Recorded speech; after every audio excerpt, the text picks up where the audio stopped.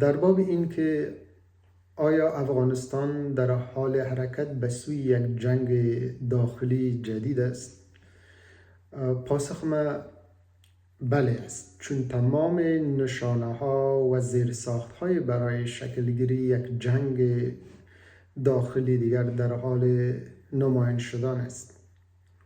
ولو که تضعیف شدن طالبان زمان بر باشه یا ممکن در کوتاه مدت محتمل نباشه، و اما شکلگیری جبهات، احزاب، گروه ها و تشکل های غیر منسجم و دارای برنامه ها، اهداف، ایدئولوژی و افکار مختلف که علیه طالبان می جنگن، بدون شک این مسیر دشوار میکنه.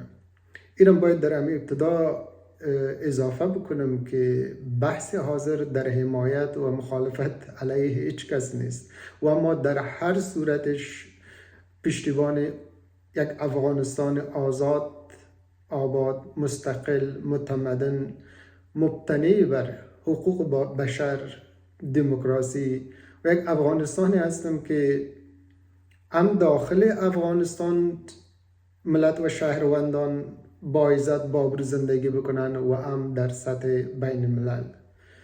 اما بس از اینجا آغاز میشه که در این اواخر گروه ها، احزاب و تشکل های شکل گرفتن و جبهات و حرکات شکل گرفتن که علیه طالبان می جنگن و در جبهات و موقعیت ها و اطراف و اکناف افغانستان در حال درگیری هستند، اما هماهنگی و مدیریت و برنامه مشترک واحد میان از اینا وجود نداره. چون این پراگندگی در آینده ها باعث درگیری میان گروهی میشه. اما قبل از به این بپردازم که ببینین طالبان احساس میکنم که کم محاسبه کردن یا به گونه اشتباهی محاسبه کردن. تقریبا شبیه دوران جمهوریت. ببینید در ابتدای 4-5 سال ابتدای جمهوریت، به ویژه از سال 2001 تا 2003 که اتفاق افتاد، اولین اتفاقی که افتاد 2003 بود. منظوری که بعد از اینکه طالبان در 2001 تضعیف شدن و از بین رفتن و سقوط کردن، دولت جمهوری و مجموعه ائتلاف بین المللی که در حمایت از نظام جمهوری بود، به این باور بودن که طالبان از میان رفتن و تضعیف شدن، دوباره سرپا ایستاد شدن نمیتونن. و اما بالاخره آهسته آهسته از گوشه و اطراف شهر و دی و ولسوالی و قریجات جمع شدن و جنگیدن. سالیان بعد جنگ خیلی شدت گرفت که بالاخره منجر به سقوط افغانستان شد. به هر صورتش اما طالبان هم طی 3-4 سال گذشته بری به فکر بودن که گروه هایی که از قبل داخل افغانستان بودن و در کنار نظام جمهوری اسلامی افغانستان علیه طالبان می جنگیدن، احساسشان بر این بود که اونا تضعیف شدن و از میان رفتن، دوباره سرپا ایستاد شدنش ممکن نباشه یا شاید هم زمان بر باشه. اما در اواخر داریم شاهد از این موضوع هستیم که دوباره جبهات، حرکات، احزاب و تشکلها در حال شکلگیری هستند و علیه طالبان می جنگن و اداره طالبان روز به روز تضعیف میکنه و توان نظامیشان هم پایین میاره و جغرافی افغانستان هم گاهی اوقات گروه ها و جبهات آزادی خواه میگیرن. ما شاهد بدخشان بودیم که نمونه یک مثال خیلی خوبش است و جبهاتی که شکل گرفتن مثل جبهه آزادی افغانستان، جبهه میهن پرستان، جبهه مقاومت ملی و تشکل‌های دیگری که شکل گرفته، فکر میکنم بالای 10-15 باشه و بیشترشان هم با تمرکز بر مبارزه نظامی وارد میدان شدن که همه از اینا بحران آفرین است. در صورت بحران آفرین است که هدف، برنامه و رهبری منسجم یک دست واحد وجود نداشته باشد و اگر چنین چیزی نباشه ما فردا به چالش مواجه میشیم. که چالش چی است؟ من توضیحات عراق خواهد کردم. ببینید در میان جبهات همونطور که گفتم هماهنگی واحد نه بر سر رهبری وجود داره و نه بر نوع نظام وجود داره و نه بر آینده افغانستان، برنامه برای افغانستان وجود داره و نه یک نوع نظامی که قابل اجرا باشه در افغانستان پیشنهاد نشده. فرض به این بگیریم که هر گروه و هر تشکل با افکار و برنامه‌های متفاوت وارد میدان شوند و فردا طالبان هم تضعیف شدن یا کنار رفتن. به هر صورتش من فکر میکنم که طالبان به هر گونی که باشه یک ضلع از جنگ آینده افغانستان خواد بدن، ولو که شکست بخورن و کنار برن و گروه های دیگه به قدرت بیاین. تنها تغییری که میاد در افغانستان اسلحه جاگزین اسلحه میشه و افراد جاگزین افراد دیگر میشه و اما درگیری همچنان ادامه پیدا میکنه متاسفانه. منظوری که اگر طالبان هم تضعیف شود و گروه های تازه که سر قدرت بیان که اینا توافق وجود نداره میانشان. ما تقریبا سناریوی 1979 بعد منظور 1989 بعد از خروج اتحاد جماهیر شوروی از افغانستان دوباره تجربه میکنیم. ما به یاد داریم و تاریخ گواه است که بعد از خروج اتحاد جماهیر شوروی از افغانستان چه اتفاق افتاد. گروه ها، احزاب و تشکل ها برای رسیدن به قدرت و تصاحب ریاست جمهوری و هر به جان همدیگر افتادن. کابل ولایت هم تخریب کردن و هزارها نفر هم کشتن در این میان. هر کدامشان دعوای قدرت داشتن و ای از 1989 تا 1996 ادامه داشت این درگیری ها تا ای که طالبان به قدرت رسید. باز یک دور سیاهی دیگه افغانستان آغاز شد. به هر صورت منظورم از این مثال ای بود که اگر احزاب و گروه هایی که شکل گرفتن و دارن می جنگن اگر دارای یک برنامه منسجم، رهبری منسجم و یک هسته منسجم برای مبارزه و آزادی و استقلال افغانستان نباشه، ما پس بدمون دوران برمیگردیم. بیاین با خود خیلی راحت و ساده فکر بکنیم. فردا طالبان تضعیف شدن، کنار رفتن و گروه های دیگر به قدرت آمد. کی به قدرت اول خواهد رسید و کی ها دعوای قدرت خواهد کردن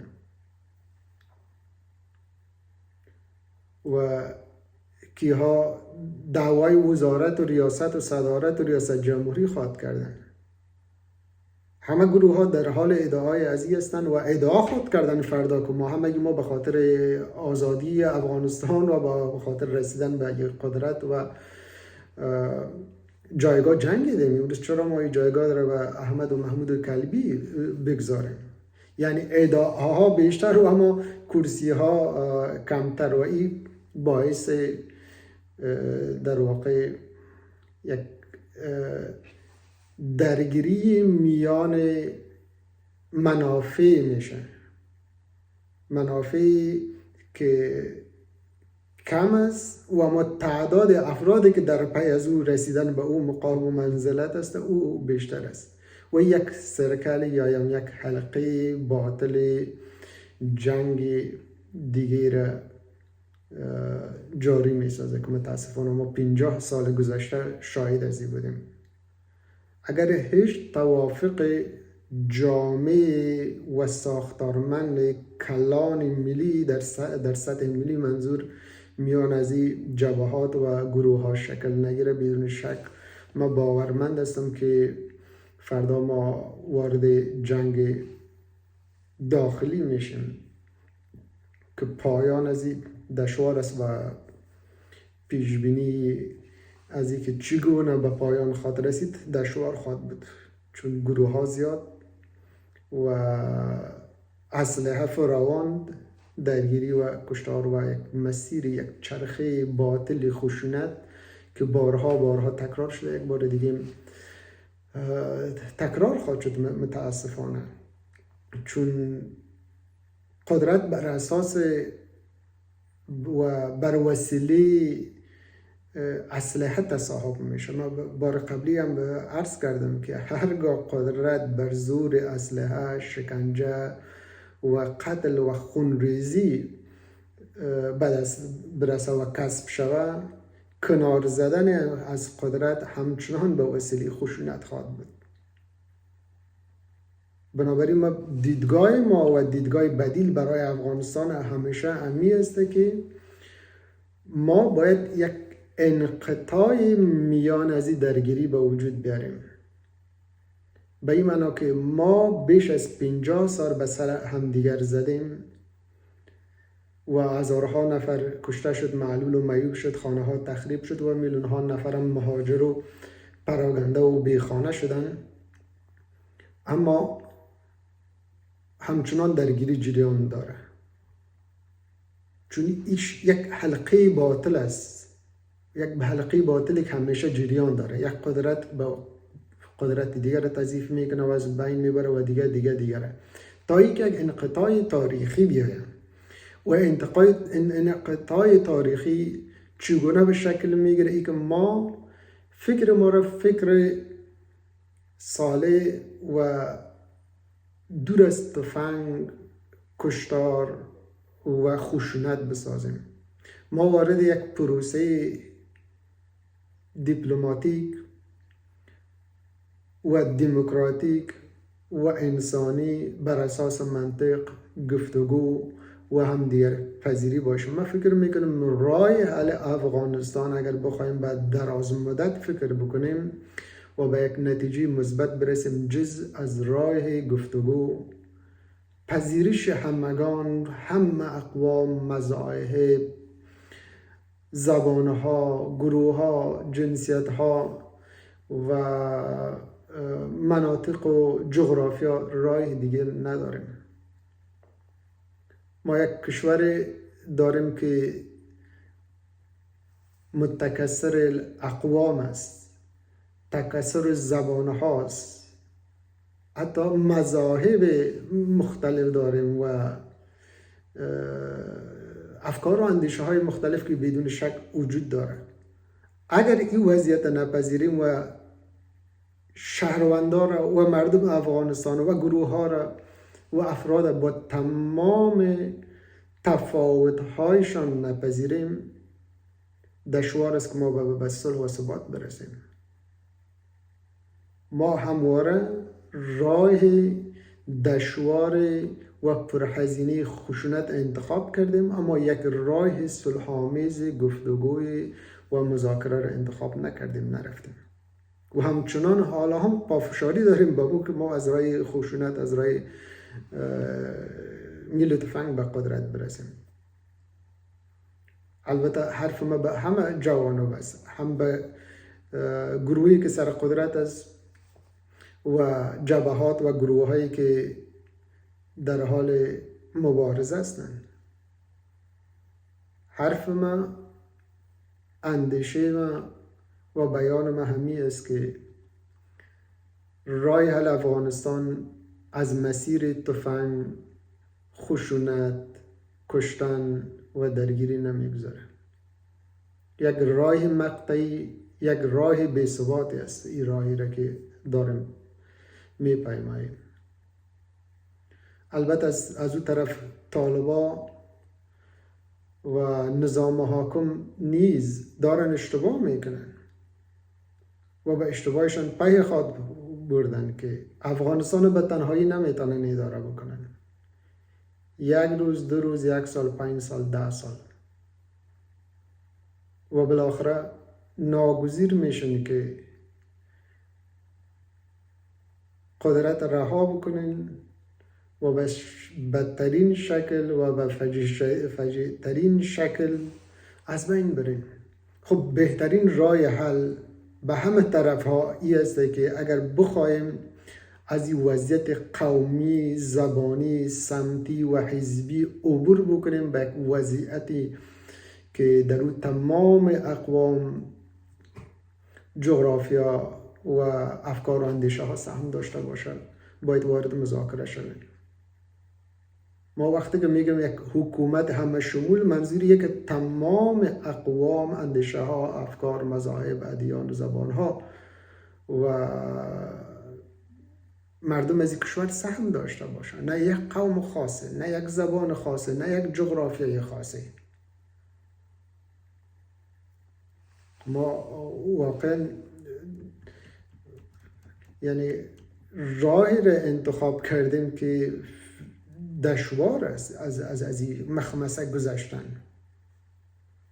ما به جای، من ترجیح میدم شخصا به جای برداشتن اسلحه بر فکر مبارزه مدنی، مبارزه سیاسی و مبارزه فکری باشیم که در صدد تحول افکار یک نسل باشیم از جنگ به طرف صلح. وقتی که یک نسل تانستیم، درست است که یک زمان بر است، ممکن 5 سال، 10 سال، 20 سال طول بکشه. وقتی که تانستیم یک نسل فکر و اندیشهش تغییر بدیم و از یک اندیشه جنگونه و خشنگونه به سوی صلح سوق بدیم، بدون شک فردا نه طالب و نه اندیشه طالبانی و نه خشونت در افغانستان جای خواهد داشت. وقتی که ملت ناراض شد، ملت برخاست و علیه نظام برخاست و ایستاد شد، بدون شک نظام سرپا ایستاد شده نمیتونه. بنابراین امیدوارم که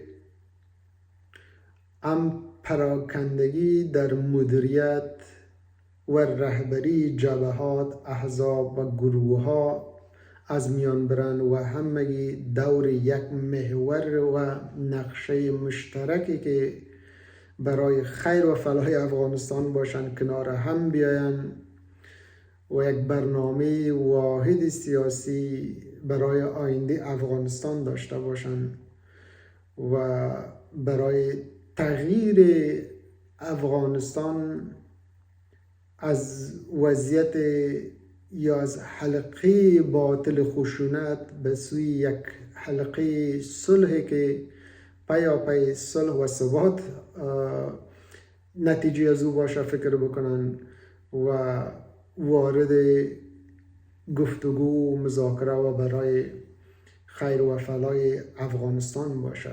به دلیل از اینکه بازم تکرار میکنم در اخیر که راه نجات افغانستان از راه اسلحه نیست. اگر میخواهیم افغانستان به ثبات و ترقی برسانیم، باید به جای اسلحه و تفنگ راه عقلانی، دیپلماسی، گفتگو و مذاکره و عقلانیت ترجیح بدیم و وارد یک پروسه جدید صلح سازی و ثبات در افغانستان شویم.